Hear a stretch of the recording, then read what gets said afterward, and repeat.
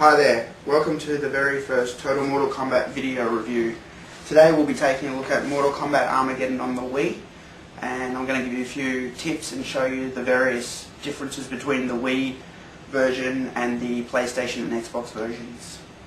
So let's get to it. Now we'll first start with the setup. I believe to achieve the optimum results of the Wii version with the motion control is to have the best setup. To achieve that, I recommend putting the sensor bar on top of your screen rather than underneath, and having it, of course, directly in the center. Having about 2 meters space in front of your set, and standing about 1.5 meters back when you play. Also, you want to go into your Wii settings and just check that you've configured your sensor bar and sensitivity in the right way by going to page 2, sensor bar position, and make sure it's on above TV. Same for sensitivity. I use level 3. I find that is perfect for my Wii control. For those wondering about widescreen, of course the game does support widescreen, but if your Wii is not configured for widescreen, then it won't show up. So you have to go into screen and widescreen settings and make sure that you've selected widescreen. Now let's take a look at the game, shall we? Firstly, I'll just tell you guys, I don't have a cameraman, so I'm running the camera on my own here, so if I turn my back to you, I'm not being rude, it's the only way I can film this little review.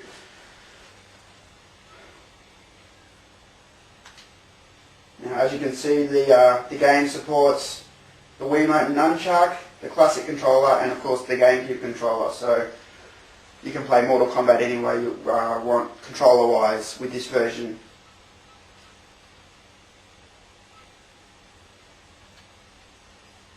The main differences between the Wii version and PS2 Xbox version is the Wii version has Chameleon, Endurance mode, and the 3 extra menu shots, or menu renders.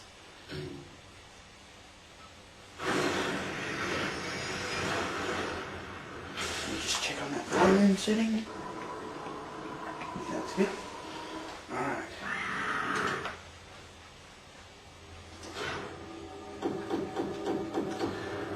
So I'm logged in.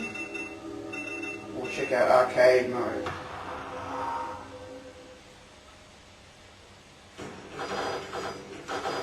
The cool thing about the Wii version is I can just point to whoever I want to be and the character will appear, which is really cool. Just like that. I think I'll start the demonstration with Nightwolf. A lot of people don't know, but Nightwolf's one of my all-time favourite MK characters as far as the obscure, non-ninja characters go.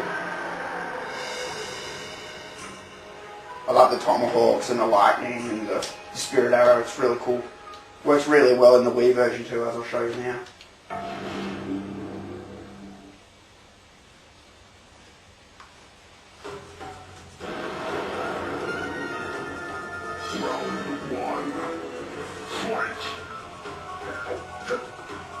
So all I have to do is hold down B and do a back forward motion. And there goes his charge move. Or reverse circle backwards, and there's your spirit arrow.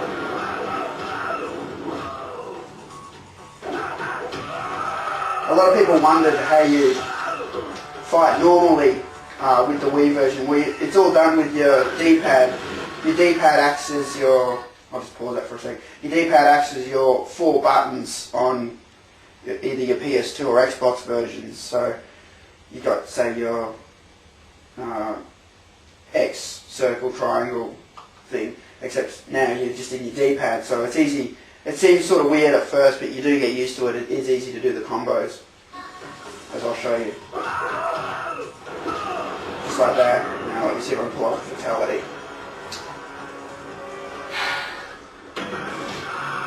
Here's the start. And I'll rip his head off, just like that.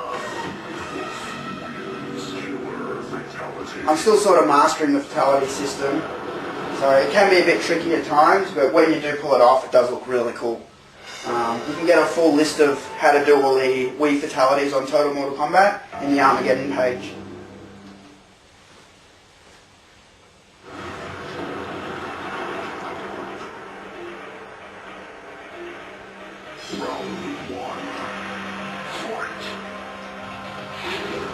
Whoops.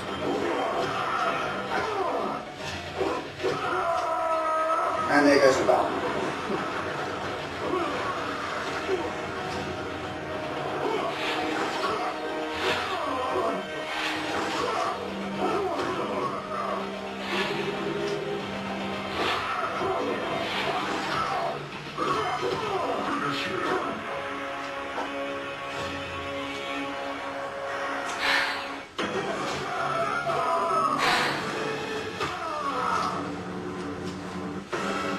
You can't win them all.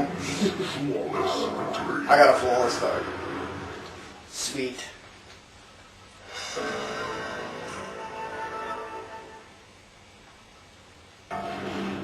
One of the things I don't like about the Wii version is when you get to the harder fights, the characters seem to just drop on the floor mid-fight, sort of as some sort of tactic. Which I think is sort of a bit strange. Like if you don't hit them on the ground, they shouldn't just lie on the ground. So it's one thing I didn't like about this version, and they do it more in this version than they do There Is There in the PS2 or Xbox versions. If you've got a character like Nightwolf, he's quite lucky because he can just do a lightning bolt, and if they're on the ground they get owned by it.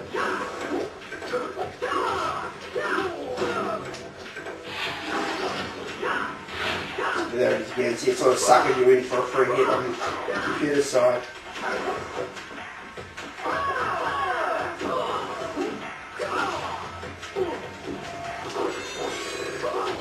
What's your problem? There we go.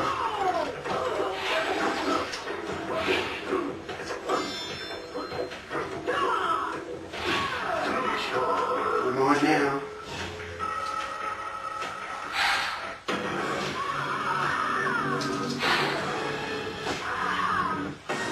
I find the head rip is the easiest finisher, just by doing a poke and then straight up like that. And I find it's best with the Wii moves that you make them very sharp and concise. You go, you know, poke up, not sort of in one motion. You make sure it's very robotic. So you go in, up.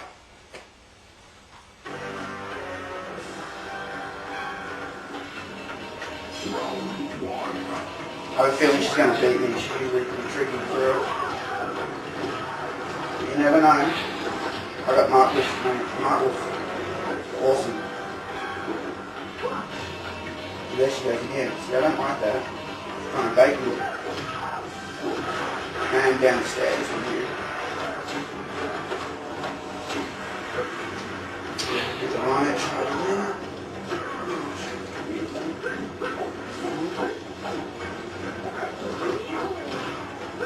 Oh! Almost got death trap.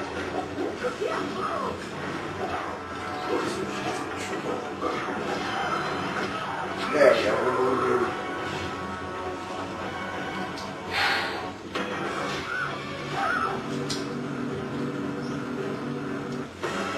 I have trouble with the head rip, or the spine rip, which is a poke and a twist clockwise. I've only ever got that out once.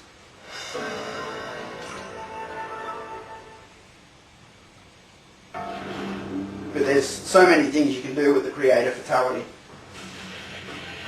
Infinite amounts of possibilities, pretty much. So when you master it, it does look really cool.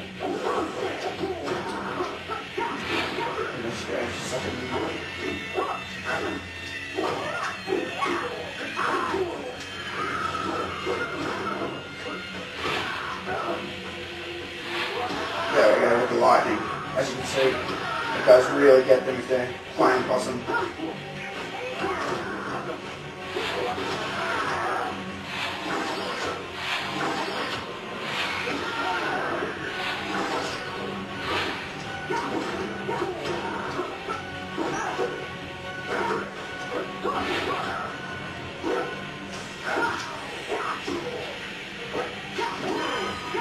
I'm sorry, there we go.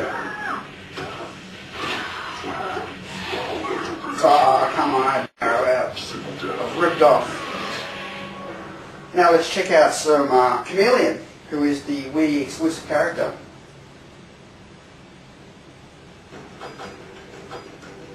There she is.